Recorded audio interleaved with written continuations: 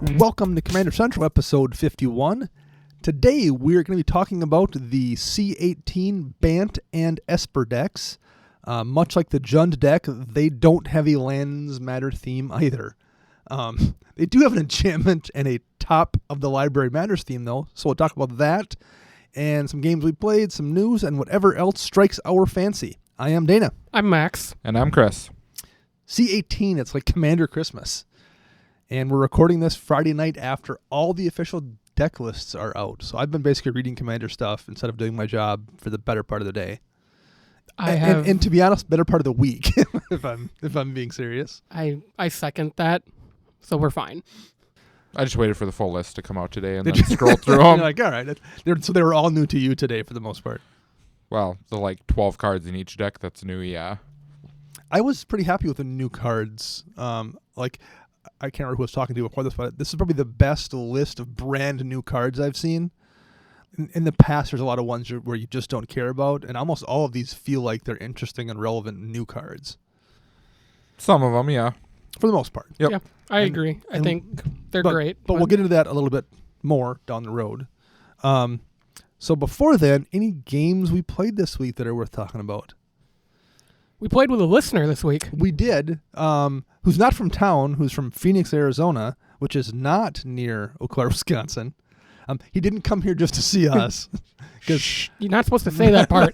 Well, but he was in the area, and so he heard us mention the shop enough, so he came into the shop, and we played two games, I think? Games, yep. With James, so thank you very much for coming in. They were both, we played fun games, too. A lot of, fun games. He had an Alenda deck, which I have not seen in our shop yet. I had not seen the Alenda deck either. And super interesting. Yeah, it played really well, and it got really big really quick, too, a couple times. Yeah, that was an understatement. It got real big real fast a few times. And we got to see a 4-target Council's Judgment go off, which was pretty fantastic. No, not awesome at all. I was totally willing to get rid of my Eldrazi Monument to blow up two of Max's things. What did you lose? You lost Mari's Wake. And Dragon Lord Jamoka. That's Yep. right. And Chris lost Eldrazi Monument, and James lost Blackblade Reforged. Yeah. That was a worth my 3 mana to cast that. I was happy with that. Worth my 3 mana to cast that. So you made the mistake, Max, of targeting something oddballish. My stuff was gone no matter what. Yeah, but if you would have targeted my monument, it would have left him to choose between the two, and then I would have gotten to choose, and more than likely only one thing would have been destroyed. Yeah, my thing. So instead you lost 2 things. Yeah, instead you lost 2. But everybody else lost. The other 2 guys each lost 1 too. So I guess it's 6 of one, half dozen of the other. I want to mention 2 games in particular. One was the week before, but I didn't go into it. It was with my Reki History of Kamigawa deck. I don't think either of you 2 were in this game. Is this the one where you... Well, the Blood Chief Ascension one. No, I did not hear the story. All right, okay. So some had a Blood Chief Ascension out. So whenever a card gets put in your graveyard from anywhere, I think, you take 2 damage or 3 damage. You lose 2 life, and they gain 2 life. Okay, so anyway, so it came back around to me, and I got crackback hit down to 1 life, but I was able to stabilize at 1, which has happened multiple times in that deck. I get to 1 and win, and it came back around to me, and I had it in hand. I dumped a bunch of mana into OG Omnath and made him like a 2020. Played Dragon Throne of Tarkir on him and then tapped it to give all my guys plus 2020. And I'm looking around at the table going, okay, I think I can kill him. I can kill him. And I was like, I think I got everybody, but I'm not sure. And rather than do the math, I was like, let's just make sure. And I cast Overwhelming Stampede. Oh no! Which goes to my graveyard after I cast it and killed me. So I killed myself because I was too lazy to actually do all the math to make sure I had enough damage on the board. So that's pro play for you right there. And I probably had it anyway. I was pretty sure I did, but I'm like, oh well, why not guarantee it? I'll cast this Overwhelming Stampede. And the reason I knew that a minute before. I'm like, well, I can't cast this, and I forgot it. Like a minute later, I forgot that I couldn't do it. So now, referencing something we've talked about a few weeks back, was this the first game of the night or the last game? It was the last game of the night. So I just wasn't, and it wasn't like I didn't know the Blood Chief Ascension had counters on it. Right. And I had taken damage from it a few times before that as well. So yeah, that was professional play from a podcasting luminary professional like myself, right? You're on 2 podcasts too, so that's Right. double ow. Doubly terrible. The other one I wanted to quick mention was playing my Arva the Cursed deck. And we had a situation where I was able to kill one person and came back around. Oh, no. So then I was going to have to pass the turn, and I was going to die to one single creature on the crackback, except for I had gained a ton of life, and I had a Necropotence in play. So all I had to do, I had 1 mana left, so I was just like, okay, well, I'll just Necro down, and I went 44 cards deep, which left me with, I can't remember if it was 12 or 14 in my library, but I drew all but like 12 or 14 cards, because all I had to do was hit a Path of Exile or Swords to Plowshares, neither of which I had seen at that point in the game. Jeez. Then I have 1 mana to kill that one attacking creature. That was his only way he was going to kill me, and that was it. Then I win the following turn. I didn't hit Swords or Path, going 44 deep with just, I think it was 14 cards left in my library, and they were both in those bottom 14. He left them in the deck box. He didn't know. Right, I did. No, I checked afterwards because I was like, how did I not hit one of those 2 cards? You know, you're not supposed to shuffle them together, right? Yeah, right. I guess I don't put them side by side. I keep one in my pocket. And then I was telling the story to somebody in our Slack, and they figured out the math on it. It was like a 4% chance of those 2 cards being Oh, down yeah, at I the remember bottom. that conversation. Ugh. So anyway, don't count on winning by drawing 44 deep because you're not always going to hit. So how about you guys? Any fun games worth going into? I had a pretty explosive game with Tajik. I think it was with you guys and James this week. I ended up stealing Dana's Lathlis, which was fun. Yeah, you did. And then I died really quickly after that. Darksteel mutationed it when I gave it back to you. Oh, yeah, that's right. You mutation one. You would control it and then give it back to me. And I'm like, oh, well, thanks. Still Yep. killed you with Brago. That's all that matters. Yep, you killed me with Brago because you locked us out of the game. Oh, so good. It is. That is such a good deck. Okay, so one thing I want to talk about here before we leave the games we played section is something we talked about doing off air, which is MVP of games we played. And Chris is kind of involved in this discussion. So what we want to talk about is a card that was really, really good in the games we played that's worth highlighting or mentioning, people need to maybe consider running. So 2 weeks ago, I had an MVP card that I wanted to talk about, but we didn't get a chance to do this last week, which was Thorn of the Black Rose in my Glissa the Trader deck. But why this is tied in with Chris was because you played your Alesha deck for the first time in a while this week, and your MVP was kind of Palace Jailer. Oh, Palace Jailer is just so powerful. Yeah, it is. And the thing both of those 2 cards have in common is they both have... Dethrone. No, Monarch. Oh. The Yeah, Monarch. same yeah. thing. No, not the same thing. Close Same enough. set. Say conspiracy. Yeah, stupid conspiracy cards. Plain. But, so I wrote the notes down for this because we were going to talk about it, and then I was listening to Commander Cast today, episode 237, which was their last one, and they, hopefully this isn't getting too Inception here, they are talking about Monarch, having listened to our previous show, like... they mentioned listening to us talk about Monarch, where we were like forcing ourselves to put in a deck, which is when you put in Palace Jailer and I put in Thorn of the Black Rose. Like literally they're talking about it this week on the newest show about us running Monarch. I was like, oh, I'm talking about that tonight. Wow, that's, Inception all the way there. Yeah. Ever since I forced it into the deck, it's one of the cards that does not get cut. Yeah, it's the same thing with Thorn of the Black Rose. There's so many times I get that Monarch and no one can take it away from me. Yep. Or when they take it away from you, who cares? You've drawn 5 cards or something and you're going to end the game or win the game before it matters that they haven't. Yeah, most of the time they don't end up keeping it because if they take it away from you, spending all the resources, then they're wide open. Someone else is Right. like, oh, cool, I'll just take it from you then. And you're just like, oh, let it begin. And like in your Alesha deck, you make so many tokens that you almost always have blockers in place. And in my Glissa deck, I've got so much Death Touch stuff that unless you've got a really clean shot at me, I'm not a good target either. Yeah. And there's probably a lot of those decks out there where you're just very defensive and no one can hit you. And that Monarch is going to stay on you for as long as you want it to stay on you. So I think people need to look at Monarch as a mechanic. We talked about us forcing ourselves to try it because we kind of liked it but hadn't really used it. In my opinion, though, there's not that many that's good ones. The problem with Monarch is there's not a lot of great Monarch cards. Yes. Those might be the 2 best ones, probably. I mean, there are cards that just straight up give you the Monarch for a value creature or something like that, Yeah. but that's about it. And there's a land that you can sacrifice to get the Monarch. It's a colorless land that you can spend like 3 or 4 to sack it to get the Monarch. But I don't know if that's anything. Not a good use of resources. Yes, probably not. I mean, maybe in like Gitrog Monster or something like that, where like you You're want to gonna put lands in the recur it. graveyard. Yeah. Maybe in the deck we'll talk about next week, the Lord Windgrace lands kind of matter Jund deck. There are lands in the deck. Yeah, we'll talk about that one next week. There's a lot of things we can say about that deck. So if you want to pick up some really cool Monarch cards for your deck, where would be a good place to do that, Max? That would be flipsidegaming.com. You can head over there, get all your MTG singles, sealed product, and accessories. And if you use promo code CMDR on your checkout, you're going to get 10% off your order. And it also helps us out in the long run. Yes, it does.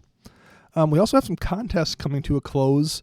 This show airs July 30th. So that means the next day, essentially, is the last day you can get in on winning the 2 Judge Foil cards we're giving away this month, courtesy of Michael Peterson. Correct. So hit us up on Twitter and retweet hashtag that I've forgotten. Max, what's the hashtag? CMDR Judge. There we go. I forgot that entirely. That's okay. I didn't know it either. I'm sitting here going, oh, God, I hope one of you two knows it. So, yeah, Twitter, if you retweet CMDR Judge, which will be in the tweet for this episode, you get entered to win the Judge Foil Pendlehaven. And then if you are a current Patreon supporter or become one by the end of the day, July 31st, you'll get entered to win the Judge Foil Merchant Scroll. And I believe we had a couple new Patreon supporters this week. We do. We do have a couple new Patreon supporters. The first one being James, who showed up at the shop this week from Phoenix. So thank you, James. Thank you. The other one being Dean Goody of Commander Time Podcast and EDH Rec, and his Twitter feed at Grubfellow. Yep. He does a hashtag daily EDH, which is actually really fun to participate in. He throws out a topic, some cards he likes, and says, what do you think? He's in the Commander Time Podcast with Patrick Sapola, who we will see tomorrow at GP Minneapolis, but that'll be already in the past by the time the show airs. Time travel again. So yeah, Thank you both for keeping the lights on here. I'm losing my mind between Inception and time travel. Right, and there's a lot going on. I put the TARDIS next to the furnace if you need to take a ride. The flux capacitor is what makes time travel possible, Marty. Yeah, so everyone who's listening, for our future contests that we have, we were talking about Twitter. So you can find us on Twitter at CMDR Central. You can also find us on Facebook. Search us up, CMDR Central. Find us on YouTube, where we post quite a bit of our stuff as well, CMDR Central, and online at cmdrcentral.com. And of course, you can search CMDR Central on Patreon to check out our new rewards that we announced a couple weeks ago and kind of go into effect on the 1st of August, or if you join prior to that, they're already there. The effective date was more for current Patreon supporters, so they knew stuff was changing. Yes, indeed. All right. I think it's time to talk about some Commander Precon decks. Okay. All right. Like Commander 13? Yeah, we're gonna go back to talk about the original 13 decks. again? Oloro, Mareth, Oh, that was way back there. Prosh. Okay. Prosh. Derevi. When they were 5 of them and not 4. Yes, exactly. Oh, yeah, I remember those days. The good old days when we got them around our birthday and not in the middle of school season. Yeah, I wanna write a letter to Wizards and be like, why? Release them at Christmas. Right? You can negotiate that with our next preview card if we ever get another one. Or they release them in the summer like they do now, and 2 of them. and more decks at Christmas. You get 4 now, 4 at Christmas. or you get 2 now and 2 at Christmas. Yeah, no, that's right. Split them up. Keep everybody guessing. They could just do one every 3 months. That's true. Yeah. Yeah. 4, 8, 12.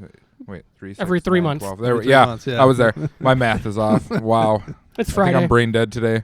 You got enough fingers to get there. That was fine. Good thing I have show notes to read Right, instead right. of just trying to wing this. All right. Well, first we will do Bant Enchantress. So in the past, when we've done like set reviews like this, we've kind of talked about individual cards. I think we're going to talk about the individual deck. I mean, we'll touch on a lot of cards in it, but we'll talk about the deck as a whole a little bit more.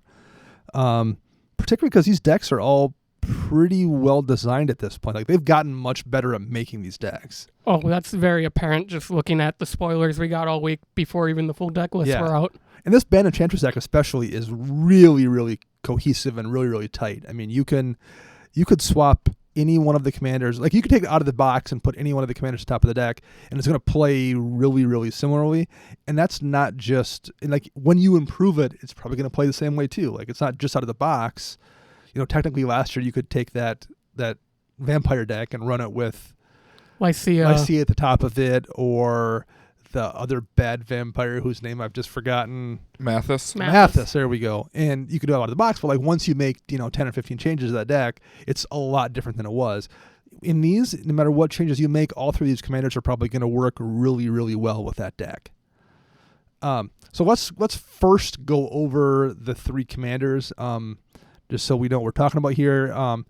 I will take Estrid first. Estrid the Mask is the face card. She is a planeswalker, and these are all really aggressively costed. She is as well. She's 1 in Bant, so 4 total for a legendary creature, Estrid. Legendary Planeswalker. Legendary Planeswalker, sorry. Good catch. She comes with 3 loyalty. She's got a +2, which untaps each enchanted permanent you control.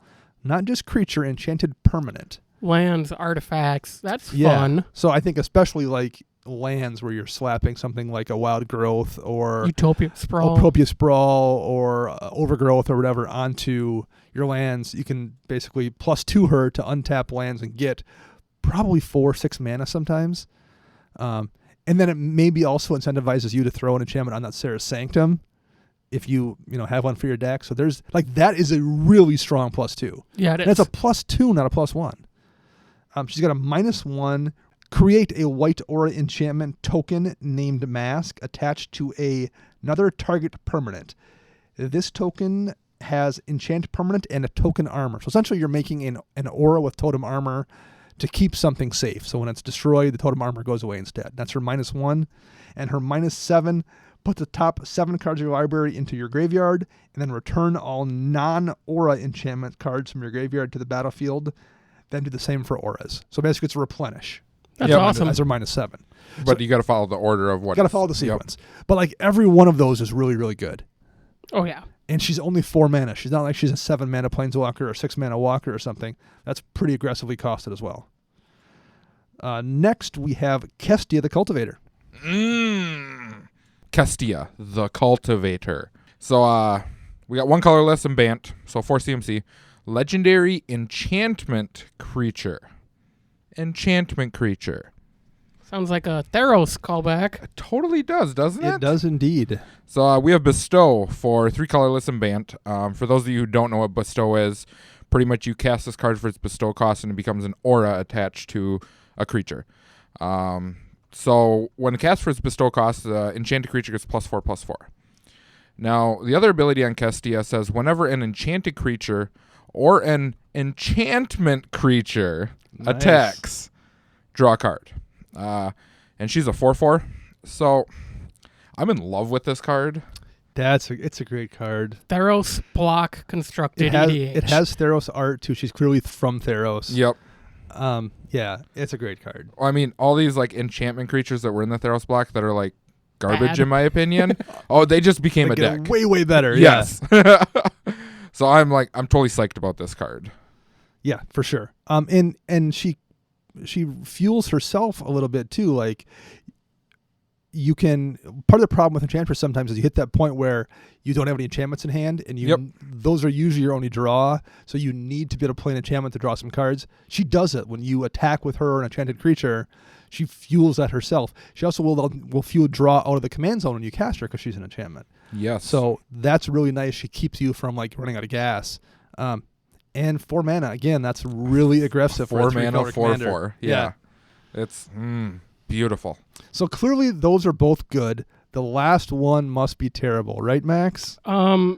If that's your opinion, I disagree with it. It is not my opinion. The last one being Tuvasa the Sunlit. It is a legendary creature, Merfolk Shaman for Bant, a green, white, and blue. Base power and toughness of 1. Tuvasa the Sunlit gets +1/+1 for each enchantment you control. And then whenever you cast your first enchantment spell each turn, draw a card. So that is not terrible. That's not terrible at That's all. Very, very good as well. That's the Bant fish I've been looking for. And despite the other two commanders being aggressively costed at 4, this one manages to still be 3. It manages to be even less. And for its ability, I think it's aggressively costed. Yes, I would agree. Because turn 1 burgeoning are exploration, turn 2 something else, turn 3 you drop her, and you're looking at a 3/3. Yep. 2/2, Yeah. 3/3, whatever, something like that. And then she also draws you cards up playing enchantments, not one for each enchantment, but I saw actually, I can't remember who it was, somebody asked somebody at Wizards about the design of this card, and he said if you make it where she draws a card off each enchantment, you're encouraged to run cheap, bad enchantments, and he wants you to just run enchantments instead. They don't want you to play it like it's Joyra, where you just drop 0-drop eggs and draw a bunch of cards. Yep. I'm like, oh, that makes sense. I'd buy that. This also really plays into like the blue-white flash decks that are kind of Yes. already built. Yep. So you can add green, play those cheaper, good green enchantments. Vidalcanori, stuff that gives your Leyline of anticipation, right. which will draw you a Anything card that off an enchantress. gives you flash to be able Yeah. to cast those enchantments on other people's turns. Okay, so initial impressions of the deck as a whole, just looking at the deck, we clearly like all 3 commanders. What do you guys think of the deck? Pulling out of the box, no, it's a precon, so there's definitely always going to be a power cap. But what are your thoughts on the deck as a whole? I like it as a whole. I don't like the fact that it's split between auras and enchantments. Sure. I think if you're going to choose one, you got to stick to one, not try to split them up between the two. But they also don't really fight against each other. Like if you're the enchantresses that draw you cards draw it off both for the most part. So it's split to let you then build the deck the way you want to, but they don't really fight each other either. Right, and I agree with that statement. Usually when you see a deck like this, you expect one or the other. I think we talked about this in our preview show where we spoiled Bruna. Yeah. And we all made the point of if there's only 4 auras in this deck, she's not that great. Right. But there's a good split between normal enchantments and aura enchantments where keeping Bruna in this precon is gonna do you some work all day long. I also like that it's not all in on Voltron. Like you have enough auras that's a win condition for you, especially if you have Bruna out or the Angel that has double strike. So there's multiple ways to win Voltron style, but that isn't the only way to win. Right. So I think that's actually a nice design too. And then if you decide you want to go all in on one of those, you can tweak the deck as you want to. But I think this is the best designed precon I've ever seen, I would say. Yeah, I definitely agree with that. I think I read somewhere online that each deck was designed by a small team that was overseen by all the other teams. Kind of, they all worked together, but then a small subset only built this deck. And whatever people put this one together, kudos, good job. This is great. I also feel like they really liked the archetype and really wanted to build an Enchantress deck. Yeah. Like it feels like this was built by somebody who plays Enchantress and wanted to build their dream Enchantress deck. Right. Like, we know Rafik is too good. Right, yeah. But we don't have anything else in Bant that really does Enchantress stuff, so let's build 3 of them. Yeah. So of the 3 commanders, which of these is your favorite? I got to talk about my You did. favorite. So did I. So you guys both mentioned the ones that you like the most. Yeah. Yep. I am gonna also I'll agree with Max here. I like Tuvasa. We mentioned the reasons why, but I think she probably plays the most like my current Sigarda deck. I also think there's kind of a cool Merfolk tribal deck you can build with her. You still have to probably want enchantments, but there's some good Merfolk enchantments, and Merfolk kind of tend to struggle from not being very large. So there's a lot of buffs in those colors too that you can play that like Dictate a Heliod or something where you buff those Merfolks. I think there's actually a Bant Merfolk deck you could build with Chuvasa that has like an enchantment sub-theme that doesn't fight against each other. I think it's not going to be like ideal, but I think there's one that you could build that would be fine. I definitely agree. I think it runs along the lines of like White Weenies, but you're with Merfolk, and with all the lords, you're eventually going to build up an army of tokens and small creatures that aren't small anymore, and that's actually kind of the route I'm thinking of taking this to build it, is build the Merfolk deck with the enchantments that support the entire team versus a Voltron type method.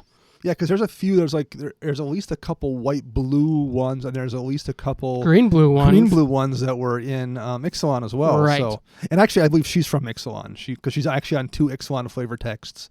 Really? So she's from Ixalan. Okay.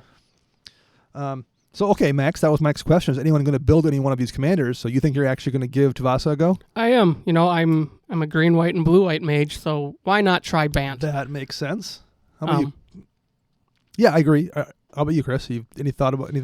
I haven't really thought about building it, but I would love to see an straight up enchantment creature deck. Yes. Yeah.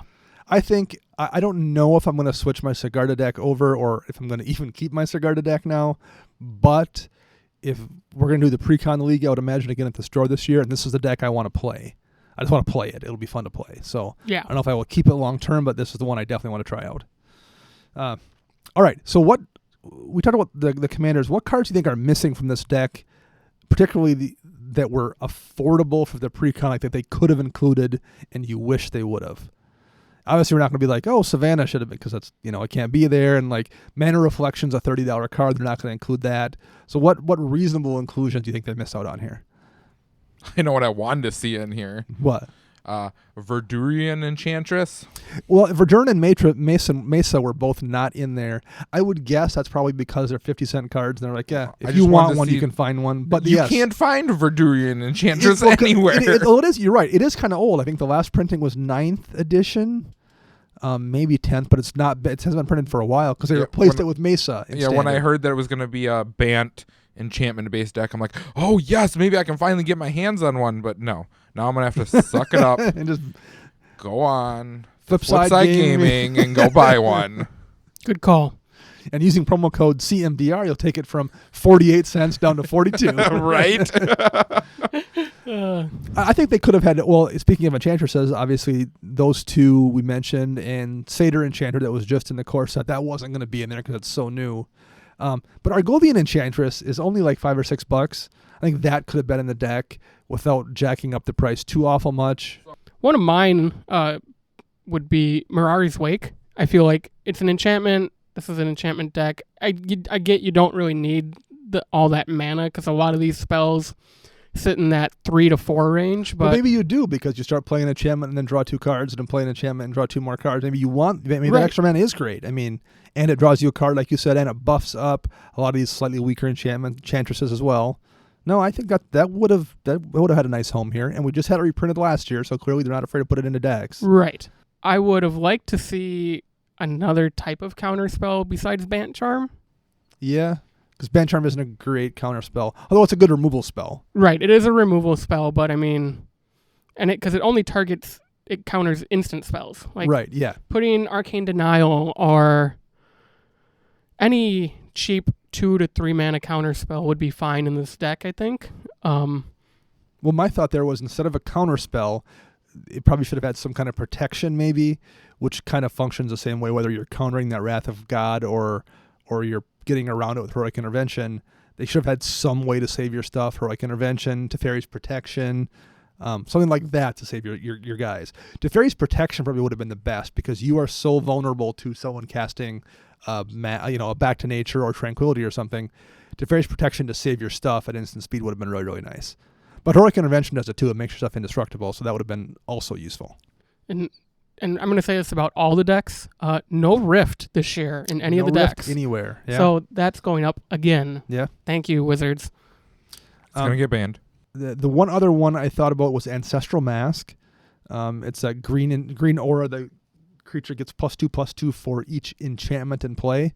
And I know the deck isn't dedicated to auras necessarily, but you just kill people with that card. I do believe Ancestral Mask reads enchantment, not aura. Enchantment or right, sorry, Yep. enchantment or like any enchantment you have in play, whether it's a creature or whatever, it gets +2/+2, and it counts itself. So you just like if you put that in your creature and it can swing through, you're just gonna kill somebody. Oh yeah, for sure. So like as a win con, I think that's a cheap way to put a card in a deck that makes it easy to close out a game if you draw it in the right position. So that's one I would have liked to have seen. But, by and large, I get it. Like, they want to also make you have to seek out cards for the deck. They don't want it to be a perfect deck outside of the cracking the pack. So I get why there's some stuff that's not there.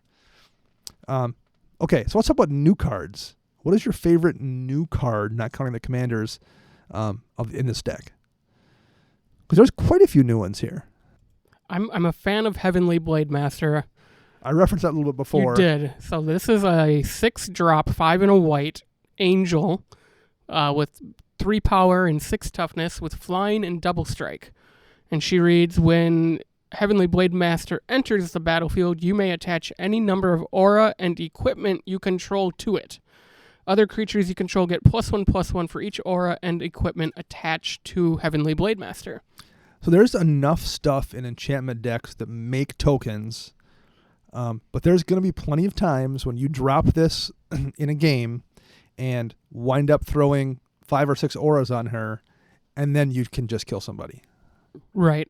Well, now that the full deck list is out, this is what I found interesting. It says equipment, but there's No not equipment a in the deck. single piece of equipment in this deck, but it means I can take this and put it in my Boros deck or my Right. Kimba deck or my Balin deck. Yep. Or any Voltron type deck you may have. So it's a good piece to pick up for your other decks. If you Yes. do grab this deck and mod it, you could take her out and put her in something where she's going to be more utilized. Yeah. This is one of those singles that I think people are going to be buying for their decks that aren't remotely affiliated with these precons. People who have equipment decks out there in white are going to be like, oh, I want that for my deck.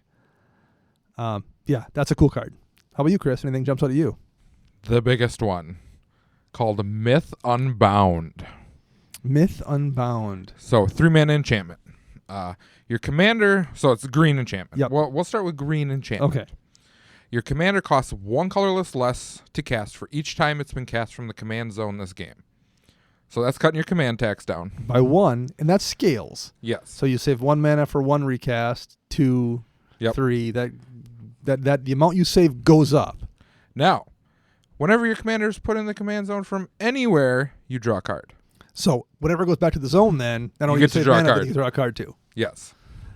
I was torn on this one. I was talking about it on Oh, Twitter you're yesterday. torn on. I was wondering why you were like looking at me like, Well- what do I say? Well, here's my initial thought about it was when I first saw it, I was like, that's broken and they shouldn't have printed that. and then I thought about it some more. And I'm like, well, I mean, it really is only super effective. Like if your commander's died like 5 times and you're saving, 5 mana and you draw a card each time, like that's good, but it's not really abusable. Because at first I was like, it's broken because people who do Prosh stuff where they like food chain Prosh and recast it, it makes that easier. But that's already an infinite combo. You don't need Right. this to like for any of the food chain stuff. This doesn't make food chain better. But I think there are some decks in some situations where you're like, man, I'm recasting my Reese to Redeem 6 times every game.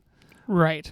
So I think in that kind of environment, it's a really strong. Yeah, I card. definitely think it's good for decks that revolve around the commander more, are more commander oriented. This is going to help them out. Because that's a big thing we've talked about numerous times is try not to build your deck to be specifically generated on your commander. Right. Have your deck function without it. And this is actually going to help you if you do build your deck that way. I tend to agree with Dana. I think this card is a trap. It's a trap. It can be. I do think there's decks for it, but I think there's going to be Right. people that are like, oh, this is going to be great in my deck, and it doesn't save them enough mana Exactly. to justify not running a mana rock in that slot. When I originally saw this card, I'm sitting here going, geez, any big costing commanders, this is an auto include, but no, it really isn't. If you're casting the Dragon and playing this, you're now spending 6 mana instead of Right. 7, or whatever it is, it's going to be utilized for the lower costed commanders like Reese the Redeemed, where when you cast it on turn 1, you drop this on turn 2 because you have some ramp. Right. He dies on turn 2, you draw a card. You recast him on turn 3 for really cheap amount of mana. You Yeah, want it for the cheaper commanders, not the more expensive heavy hitter commanders. I also would say if you are someone who's looking at this card going, man, my commander dies 6 times a game, this is going to be awesome. Like, well, your first order of business might be to find out why your commander's dying 6 times a game and see if you can fix that. Because people don't like Dramoka. Right. Well, actually, Dramoka was one of the first ones I thought of. I'm like, man, Dramoka does tend to die a lot. But you tend to ramp a lot in that deck, I too. tend So to you're ramp like, a lot. oh, man, I got to cast Dramoka for 14. I guess now I only have 4 mana left this turn Right. after you cast Dramoka, which is usually enough to cast Berserk and kill me. The reason I don't want to play this in Dramoka is I can see it being a dead card for the first 4 or 5 turns if it's in my opening hand. Sure. I would rather a ramp spell that's going to get Dramoka out quicker than a card that gets her out a little cheaper later in the game. I will say, even if I don't love the card, I think it's a really cool design. Yes. I like the design space a lot, that they're thinking about things like the command zone and how that scales and what you can do with it. I think that's super cool. And it's not I think- Eminence. So I Yes. really like the card. But I think the biggest downfall, and you guys are talking about it, is probably that it's in the color of green. Right. Which has the most ramp as Yep. it is. Yeah. If this was in black or red or white or something, it's a whole different deal. Yes. Really anything but green. Really, right. This could have been an artifact, and it would have been a way better. Yes. Whoa, that would have been broken Yes, if it was then an it probably would artifact. have been broken, right. No, I'll say my favorite card is going to be Nylea's Colossus, that was on my list as well. which is 6 and a green for an enchantment creature, and it's a giant. But it has Constellation. It says, whenever Nylea's Colossus or another enchantment creature enters the battlefield under your control, double target creature's power and toughness until end of turn. So first of all, even just casting it at least once is a Berserk. Yep. And it's a 7 mana Berserk, so that's a lot. But it's a 7 mana Berserk that leaves a 6/6 body there blocking people. And in an enchantment deck, probably draws you 1 or 2 cards. And in an enchantment deck, if you have any mana left for a couple more enchantments, you double that creature's power and toughness again. So whatever, that your biggest, scariest thing that could swing that probably has evasion goes from like a 7/7 to a 14/14. You drop a 1-drop enchantment to a 20. I mean, Yeah. people will die because of this card. And I think it can go into almost any enchantment deck and just wreak havoc. The fact that it's an enchantment creature is such a sweet little bonus too. Like, it would be good if it wasn't, but the fact that it also is an enchantment creature, so it like counts for Ethereal Armor and counts for Ancestral Mask and counts for Serra Sanctum, draws you a card off for an Enchantress. 7 mana is a lot, but it does all of the things. So I think that is a super awesome card. Okay, reprints. What's the best reprint that we got in this particular deck? I'm going to let Max come up with All right, this one because Max. I already have mine right on. I know, Chris. What's yours, Max? Ooh, I don't know. Soul Ring.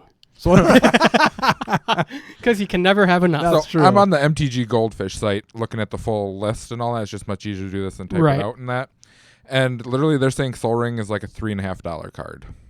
Yeah. that seems a little high, but No, last it is I not. checked, it was like 2. Why? There We'll are have so to- many of does- them running around. We'll have to look at the shop. Does Phil sell them in the shop? I've never Yeah. seen them in the case. They're in the big playable box he keeps on the counter behind the counter. I wonder what they sell them for in the shop. We'll find out. I'm curious They what he go- sells them. But yeah, it's at least a $2 It's card, if not the, more. The last time I checked to buy one, it was certain ones go for $3 to $4. I think, I have so many that they just collect Yeah. dust. I sold all mine like 6 months ago to Card Kingdom because I got and I got a $2 Yeah, for I got every single one. I got a couple bucks. I did too. I sold a couple to Card Kingdom. I got a couple bucks back off their buy list, which means they sell them for more than the couple dollars I got. So yeah, So any of the Commander pre-con versions on TCG Player Rain are all over $3. man. Wow. Got a little Soul Ring. Okay, so Max, you don't have a particular reprint that you're super into. Not really. I mean, everything in here is so good for the deck. Yes, I Like agree with that. Eidolon of Blossoms is a great reprint. Again, it draws a card off itself, Right. counts as an enchantment for all your things that care about enchantments, and it's an enchantress that draws you cards. Yeah. If I had to pick one, I think I would pick Silent Sentinel. Okay. So it's a 7 mana Archon, 5 and 2 white for a flyer that when it attacks, you may return target enchantment card from your graveyard to the battlefield. To the battlefield, not even to your hand. To Right. the battlefield. So, I mean, this is just great. It's going to get back any of these auras. It's going to get back, if you put a Mirari's Wake in there, if you put an Asceticism, a privileged position, if you mod this deck a little, it's going to get back, that Nylea's Colossus. Right, yeah. That people had to deal with because it was going to kill Right. them. Then it turns Silent Sentinel and oh god. Yeah, No. right. Yeah. Right, And exactly. do an 8/12. So, Chris, what's yours? Has to be Enchantress's Presence. By far is the number one reprint in my opinion in this deck. It's number one, it's a great card. Number two, it needed a reprint badly because it had soared up to It was $25 or something ridiculous like that. And this is only its second printing. I Right, looked it yeah. up before we started it, and it was printed in Torment and now here. Yep. And that's it. Yep. And it's an enchantress on an enchantment. It's basically Yeah, that's pretty much what it is. but it draws you a card and you play an enchantment, and that's how the game gets played with this kind of deck. You play enchantments, draw cards, to play an enchantment to draw a card. That's just a loop. Kind of regretting not trading my away.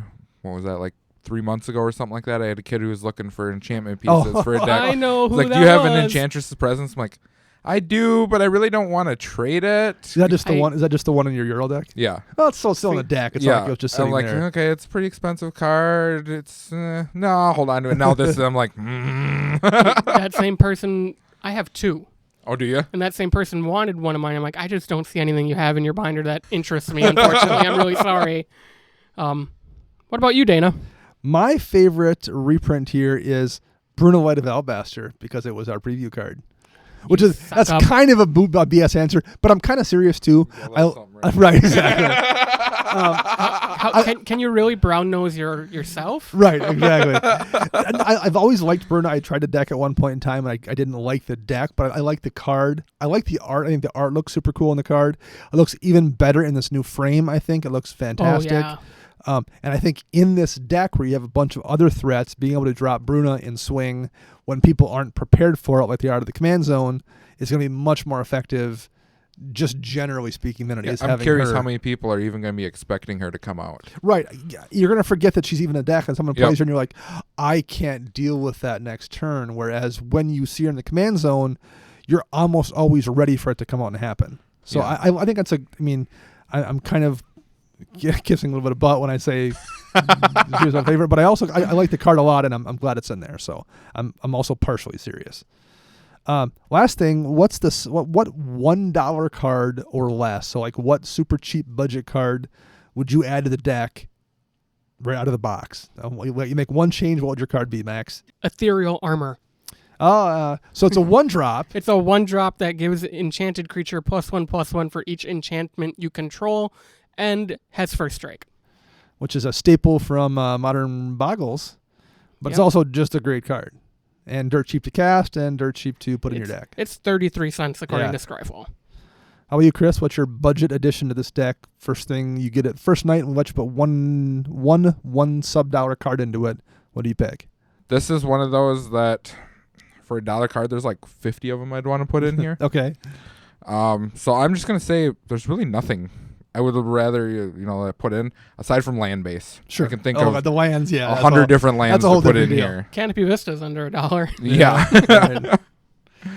Mine would be Flickering Ward. It's also a single white enchantment. For one single white, it doesn't cost 1 white to cast.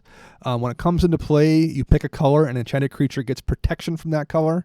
So it allows you to swing through for lethal fairly often because you just pick whatever color they have for blockers. However, the real beauty of this card is you can spend a single white to return it to its owner's hand. So if you have like 4 or 5, 6 mana available and an Enchantress out, you just cast it, bounce it, cast it, bounce it, cast it, bounce it, cast it again. You've just blown 7 mana, but you've drawn 3 cards in the process, and now then you can swing with protection. Never thought about it like that. Or if your threat situation changes and like, okay, I've killed this person, but now the person I'm facing doesn't have the color I just set it to, bounce it back and play it again and change it to a different color. And it's single mana, it's a cheap card, and I would definitely put that in the deck right away. So, Good call. Really good card. all right. There's just a gazillion things we could talk about this deck. Like, it's an awesome deck. I want to play it, but we will now move on and do the same thing we just did for the Esper deck, which I think we're also all three kind of into. I think this is my most intriguing. If I had to only buy one, I would buy this deck. I don't think it's not as tight as the Bant deck, but I think it's the weirdest and has the most weird, interesting stuff in it. So let's do the commanders here real quick. Let's start with the Planeswalker again. Amanatu. We'll go with Amanatu. Amanatu, the Fate Shifter. And she's just Esper. 1 white, 1 blue, 1 black. So 3 mana. Legendary creature Planeswalker, Amanatu. And her +1 says draw a card, then put a card from your hand on top of your library. Her -1 lets you exile another target permanent you control, then return that to the battlefield under your control. And her -6, choose left or right. Each player gains control of all non-land permanents other than Amanatu, the Fate Shifter, controlled by that next player in the chosen direction. And she has 3 loyalty coming in. So the -6 is kind of chaotic, and I really don't know how often you want to maybe use that. Unless you're playing with a bunch of like sorcery instant blink spells, so you gain control of their stuff and then blink your things back to you maybe. But then that's just a value town +1, -1. Both those things are useful. Chris, which legend is yours? I'm not going to go in order of your Okay. list because I'm going to pick the one that I like the best. Okay. Oh, are you leaving the middle one in the notes for me? Yes. Yeah. No planning needed. We already knew that's what we wanted to do. All right. I'm going to talk about Verena, the Lich Queen. Is that Yes, how it's indeed. pronounced? I think Verena. Apparently, I brought this up on Scryfall because it's bigger and easier to read. Okay. But it's in like some foreign language, so That didn't make any good either. so I'm gonna read it off of my smaller notes. So she is 4 mana, 1 colorless, and Esper, white, blue, and black, for a zombie wizard, 4/4. Now, whenever you attack with 1 or more zombies, draw that many cards. So if you attack with 4 zombies, draw 4 Draw 4 cards, cards. etc. Which is a big thing that I've seen before with other cards where Thopter Spy Network, I do believe, is No the matter, one how, that's no like matter that. how many you attack with, you just Yep. draw the one. And then you gain that much life. Yep. So for 2 colorless, exile 2 cards from your graveyard. Create a tapped 2/2 black zombie creature token. I guess actually one thing you didn't read is you have to discard as many cards as you drew. So you draw, 4 cards. Oh, yes, I and did dis- miss that. But that's very relevant because you're going to pitch those lands and then turn them into a zombie with her last Yep. ability. And she's a 4/4 for 4 mana. That's not nothing either. I know, 4/4 for 4. I'm That's loving it. That's a pretty solid body. She looks like something from Stranger Things. Yeah, she's scary. It's okay. I was going to talk about the Planeswalker and how she looks like a little demon child or yeah. something. Come play with us, Squishy. That Amanatu art is amazing. That's Yeah. like maybe my favorite piece of art I've ever seen in a Planeswalker. It's scary as hell. Yeah. But it's awesome looking too. So yeah, no, for sure.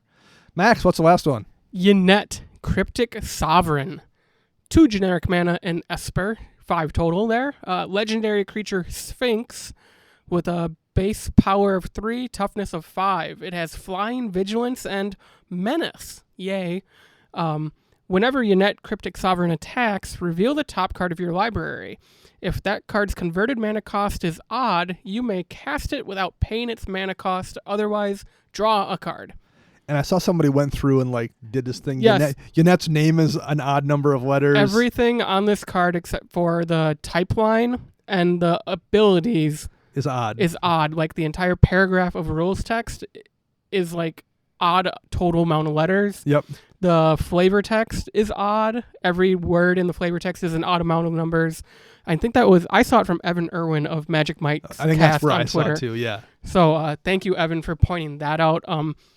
This is what drew me to this deck. Like the top of the library thing is cool. I think it's so much different than your Asperia deck, Dana, where I don't think you're going to see a lot of overlap because Yes.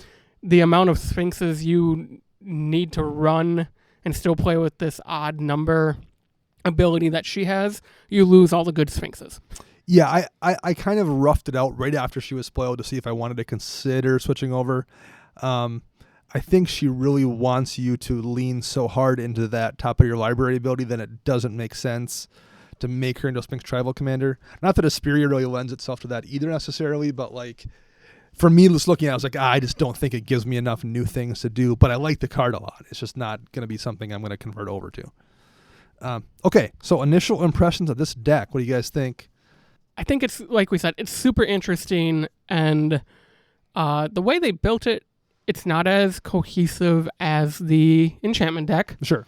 but I think each bit of it, like Yannette and Anumatu work well together, and then the Zombie Lord does her own thing, and I think there's enough between the thirds of the deck, so like the top of the library theme and the zombie theme, that you could probably play it out of the box and still have very consistent results. It's not fighting against each other at all. Right. Even though once you make your first week's changes in your league or something, then, when you pick whichever one you want to go with, it's probably going to be a lot different at that point. But it's not one of those things out of the box where you're like, why is this card in this deck? Why is this commander in here? It just hates everything else. So I agree. It's less tight, but I think it's the design space is great. Top card of your library and doing things with that, and all these commanders caring about that, that's pretty awesome. So which of the commanders is your favorite? I guess you guys both picked yours. That was your favorite, right? Oh yeah. Oh yeah. I think I will say something positive about all of them. I mentioned that Amanatu art is awesome, and I always like Sphinxes. I'm gonna go with Verena as well. Man, I like Esper zombies. It's a cool idea. There's a bunch of cool zombies in Amonkhet. There's Necromancer's Covenant, which is in Alara Reborn. So I think it's a cool space. I have a bunch of zombies left over from when I tried to build Sidisi because there wasn't much green in the way of zombies. So I have a lot of the pieces I wanted to build this deck. So maybe I think I this will. is actually the zombie general that people might be looking for.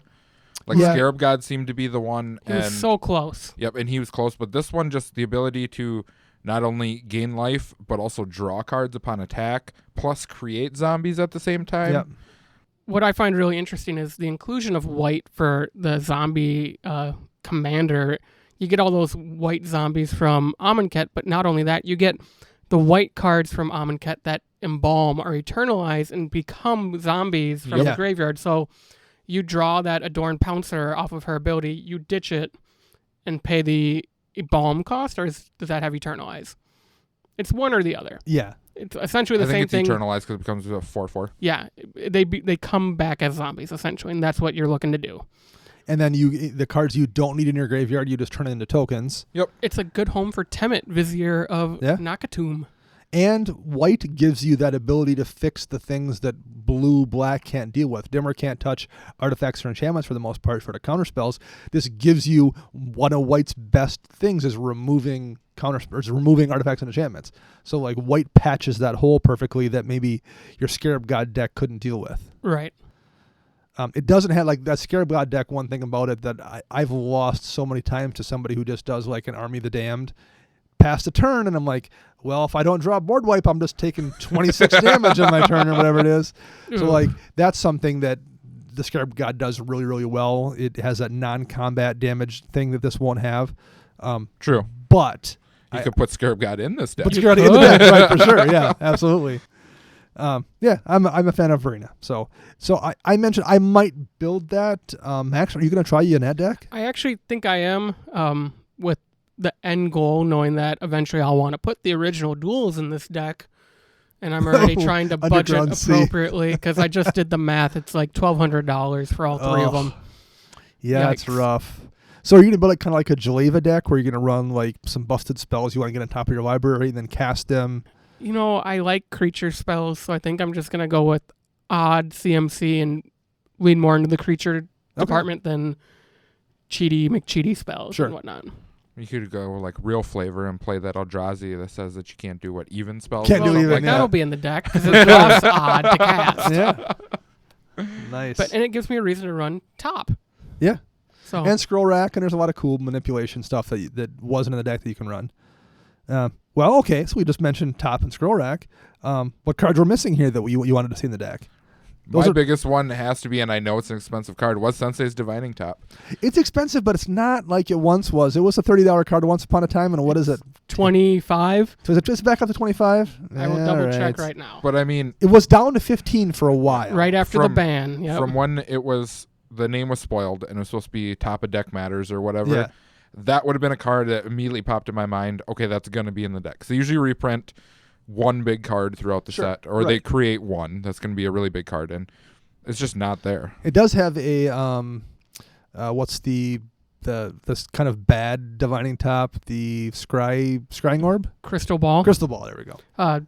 For the record, top is just under $20. Okay, Both so versions that's of it. pretty reasonable. The From the Vault's pushing 40. Okay, well, Which is another for the foil, that's nice. another weird thing is with it being banned in pretty much everything. Right? Yeah. Why not That's just print command- it for that's this? Yeah. Right. Yeah.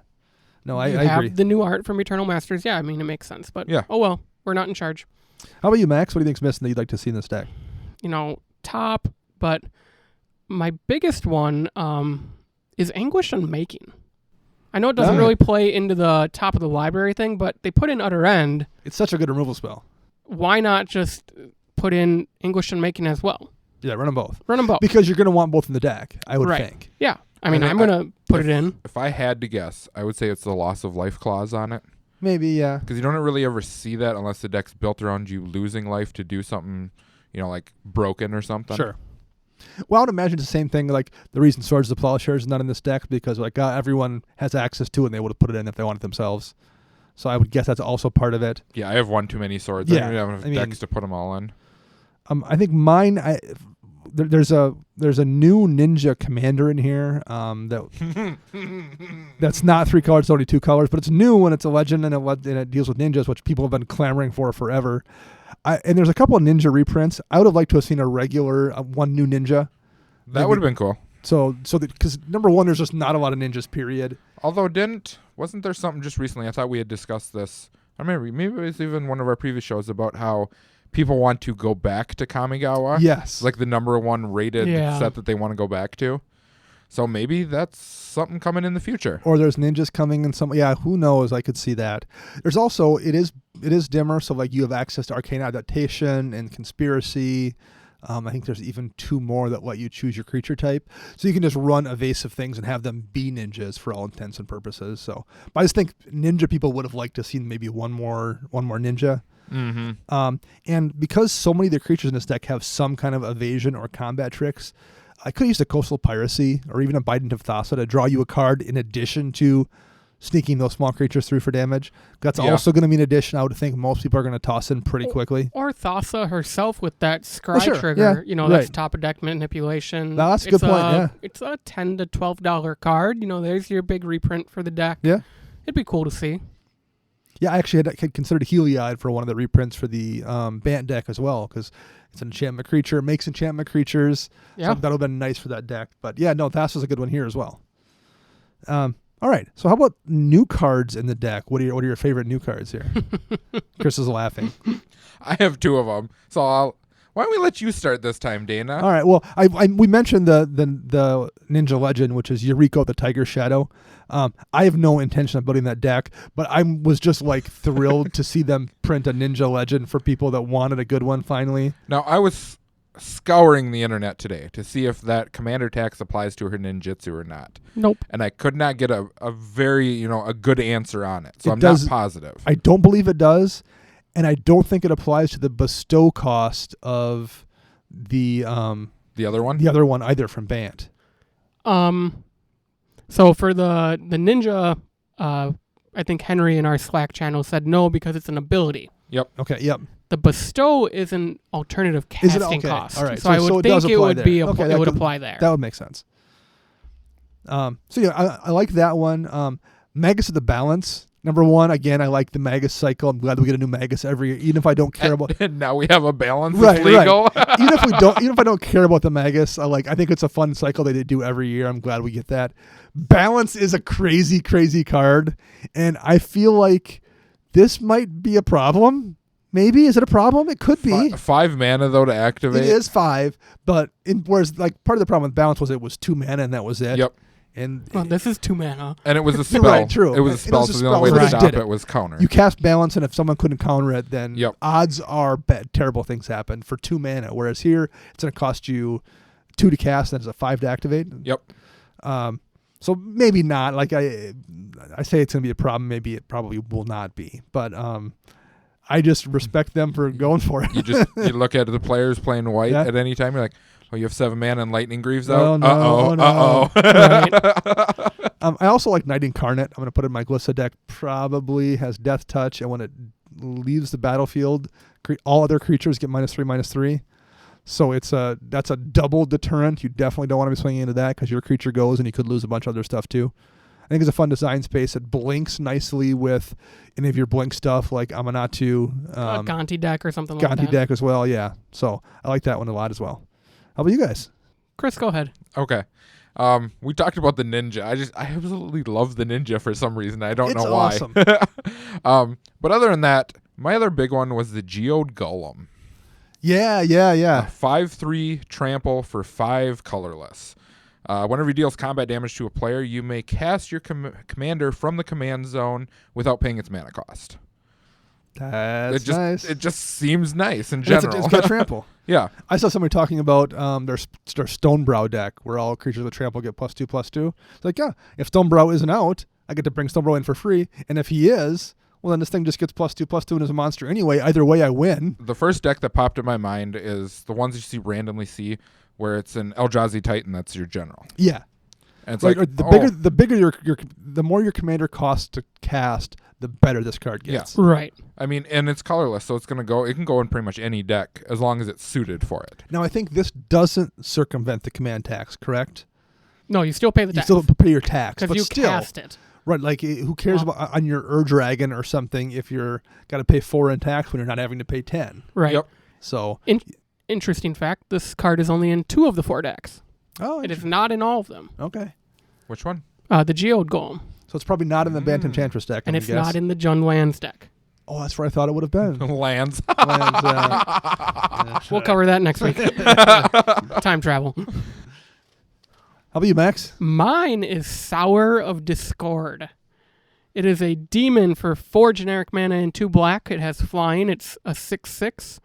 And when it enters the battlefield, choose 2 players. Whenever damage is dealt to one of the chosen players, the other chosen player loses that much life. So if you've got 3 people out there, you're just basically Saskia-ing them. It goes in a Saskia deck because you Right. Saskia player A, you discord B and C, and you win. Now, do you have to pick 2 players? I don't think rules text is up on Scryfall right yet, but I will check right now. Because do you have to pick yourself if it's down to you and one other person? No rules text. Choose to. Yeah, I would assume you'd have to. That's awesome, though. I like that. Like, that's a downside, but I also think that's fun. I like when a card has to be played around a little bit. I like that, too. I mean, if you're playing this in like an Aloro deck, though, and you're already so far up in life, and this is what you Maybe you draw don't when it's care. you and Like, one whatever, I other don't player, who care. cares? You're gonna. Right. No, that's fun. That's a fun card. I like that. All right. How about reprints? Which reprints do you guys like out of this set? This one, I had a tough time with the reprints. It's a I cool did deck, but too. none of them blew me away. The main one that jumped out at me, as silly as it is like, oh, Portent's got a reprint. Hasn't that a reprint in forever? Yeah, that might have been the one that was probably the biggest reprint for me. The other one's just like, okay, yep, sure. Because I like the Ice Age art on Portent, but I don't love the old Ice Age kind of coloring and borders. It's all real washed out looking. I'm like, gosh, I can get a new Portent, but it doesn't have the same old art. It'd be ideal to have it with the old art, but whatever. I was just glad to see they get a reprint. You can play at the top of your library a little bit. It's just a useful card. It's never dead in your hand. I'm guessing another one would have to be Return to Dust. I remember, what was this, maybe 3 years ago or so, people were always talking about, what's a good removal card to run? It's like, oh, you need Return to Dust. And it was like a $5 card at the time. Yeah, it was. And now with the more reprints that they've been doing on it, it's dropped in price, and now people can actually get their hands on it, and I've been seeing it a lot more as well. Yeah. I think Silent Blade Ani is a really solid card. It's an Ani or Oni. Oni. It's a ninja, but I think in your ninja deck, again, I love seeing ninjas. It's a useful card. I'm glad that one got a reprint as well. Max, any ones from you that jump out at you? Not really, because this is just the deck is trying to do a little too much to where Sure. each reprint focuses on a specific commander. So they all are good cards, but I don't think there's anything that super jumps out at me like, yeah, I'm really glad they reprinted that. I mean, all the miracle cards make sense because it's a top of the library deck. Yeah. But The one I will quick point out as a reprint because it's a neat card. Number one, I think Crib Swap is a good card in general. Exile a creature and they get a 1/1 token that has Changeling. It usually doesn't affect anything, that token. Usually people run Swords or Plowshares or Path, but like for a budget replacement for Path, I think Crib Swap is pretty cool. But the reason I'm mentioning it that's kind of relevant here is because there's one other new card that I need to find because I just closed it out. So it's give me 1 Loyal second. Unicorn, right? It is not Loyal Unicorn. Darn. Amanatu's Augury is a sorcery for 6 and blue, so 8 mana, which is a lot. Exile the top 8 cards of your library. You may put a land card from among them onto the battlefield, and then until the end of the turn, for each non-land card type, you may cast a card of that type from among the exiled cards without paying its mana cost. Crib Swap is a changeling. Crib Swap is a tribal changeling, so it can be counted as the instant speed spell or as your tribal spell. So you can technically cast one of every type of card that exists because that's in there. Interesting. Which I knew that because Gavin pointed it out that there was going to be one of every card type, and I was like, oh, I wonder what the tribal card's going to be. And I'm like, oh, it's Crib Swap. Nice, that's clever. So yeah, there's one of every card in this deck to make sure you can technically live the dream and hit every one of them off Amanatu's Augury. So as I'm looking through this deck and everything, a big thing that I was thinking about was a lack of card draw. But then I noticed after really delving into this land section, they reprinted all the cycling lands as well. They did, yeah. So I've been contemplating, is cycling good? Cycling lands? Yeah. Secluded Steep is the best card in Magic. It is, right. That's a joke we didn't make on the air, so no one will know that joke. But, Good. Right. We should think about that and do a little segment on it next week for next week's show. Let's talk about that. So maybe shoot it out there to our listeners and see what they feedback. think. Yeah, let us know what you think of the cycling lands. They come in to play tap, but they also have the ability to draw you a card. 'Cause I've been seeing them a lot lately in the store too out of certain people. I'm kind of torn on it as well. So let's think about it. Let's get some feedback and talk about it next week. Sorry to segue away from what we were talking No, about. you're but good. All right. What is the one single card you'd put in this deck if, cracking it open, I gave you one card to put in, one cheap budget card you would add to this deck right away? Mm. Well, I will. It's really hard for a cheap card. I will give you mine to start off with. Soothsaying, which is an enchantment from, I should have written it down. I think it may be Mask Block, but it's been a while. It's a single blue to cast, and it has 3 blue. You can shuffle your library, which isn't really the main point. What's cool about it is you can spend X mana, look at the top X cards of your library, and put them back in any order. So it lets you rearrange the top of your library as deep as you want to dig in that appropriate order for whatever top of the library shenanigans you're doing. And if you need to shuffle, you can shuffle. So I'm a fan of Soothsaying. I think it's a cool card for 1 blue mana. It's a $1, and it would work with all 3 of these commanders. If I could put something in for $1 right away to play with this out of the box, it would be that one card. That's very similar to the one that I had written down too. Which one was yours? I had Tigum Scheming. Okay. Which is a 2-mana sorcery. It lets you look at the top 5 of your library, put any number of them into your graveyard, and the rest back on top of your library in any order. Oh, and that then works good with the zombie commander Yep. too, because I like that. That one's good. Max, what's yours? Mine is similar, but it's above budget, so I can't talk about it. Well, what was it? Limdul's Vault. There's another one so too. similar, you look at the top 5 cards. If you don't like them, you can pay a life, put them on the bottom, and do it as many times as you want. That could be much more than $1. Yeah, it can be much. $2.50. Is it really? It's a really good card. I was going to say, wow. Because it's been printed twice. Okay. In The Alliance's version is okay. the Alliance's version is $1.50, so we're not that far off. But the Commander 13 version is $2.50 because it's different art. Sure. And a modern border, probably. And a modern border, yep. But that's the first one that came to my mind when we, because it's instant speed, unlike the 2 you chose, which are sorcerers, which is probably why they're $1. Doing something like that at instant speed at the end of your turn, setting up your miracle spell is awesome. Yeah, for sure. I like that. That's a good one too. Yeah, that one's close enough to $1. I'm fine with that. Put that in your deck to start with. That works for me. Yeah, I didn't even think about that one. Okay, I think that's a pretty good deep dive into these decks. We didn't touch on every single card, but we've done that before, and I think this is a different way to look at these decks. It's just a touch on the decks versus individual cards. So before we sign out here, do you have any final thoughts on the decks or on Commander 2018 as a whole you want to say? These specific 2 decks are all 4. Lands. We'll cover that next week, Chris. These decks or all 4 minus specific things about the other 2. So I think C18 is probably the best pre-con set we've seen yet. Okay. Just because each deck is so unique compared to the others. It's not like I like that. Last year where it was we're going to do tribes, or the year before that was partners. Each one has its own thing it's doing, and that's all you really care about. We got commanders as generals again. Yeah. Planeswalkers. Yeah. Multicolor. They are your commander, though. Yeah. I was not sure that was going to be something they did, but yeah, they did. Yeah, it was very surprising to see it again. And I'm loving it. Yeah, I like it a lot, too. Who was that was saying that commander damage, we don't need it? Joshua Klein, the command zone, saying we don't need it. You're only doing this so Dana has to tag him in the tweet. Not going to tag him in the tweet. No, I'm just wondering if maybe it was something that maybe he saw coming, where they would start doing more planeswalkers. Maybe. To that point, Chris, I think that's why I think the backup face cards are good. Okay. Because, in C14, the backup commanders you could swap in for Duretti weren't great. Yeah, they were so. They were so. Where these, like, you could run Yannette, you could run Cassetta, no matter what, and it'd still be a good deck. Okay. I think if you just look at, I think this is the best batch of brand new cards we've ever seen in a Commander product. If you just look at that, I think the reprints are a little bit lacking. Like we didn't get that Wormcoil Engine we got in the past, or that Mari's Wake, or that kind of Aura Shards.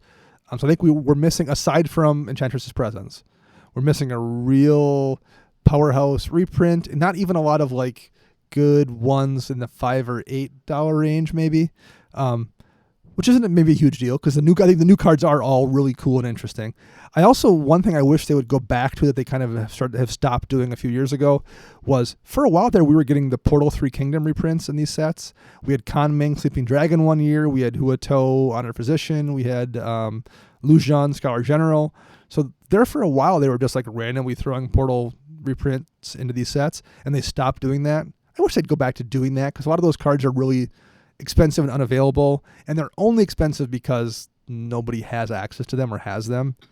So that would be a nice thing to do, is throw a few of those into these decks just to make them available, and then knock the price down enough that then they can then reprint them in, like Conming was in 25 as an uncommon because the price had gotten so low. Yep. It isn't that strong of a card, but they're not going to do that when it's a $25 card because it hasn't got reprinted. So this would be a good place to put a few of those in. I wish I'd go back to doing that. I think he showed up in Commander 13 as well. Yeah, I think he's been in 2 Commander sets and that one, yeah. So anyway, that's something I like to see them do. But all told, I'm really impressed with this set and really happy with it. And I want to play the pre-cons in a pre-con league. I'm looking forward to that. I'm genuinely looking forward to doing that this year. Me as well. So, all right. Well, we'll be back next week, and we'll talk about the Jund deck, which we've made a bunch of jokes about already. The Is It Artifact deck. That one I'm looking forward to talking about. Yep. I made a joke somewhere that it was an expansion pack for Brea. It kind of looks like kind of it. is, but I think it's a good deck in its own right. It's just Yeah. that Brea is so awesome that it's so easy to be like, this will be great in Brea. All right. Until next week, I am Dana. I'm Max. And I'm Chris.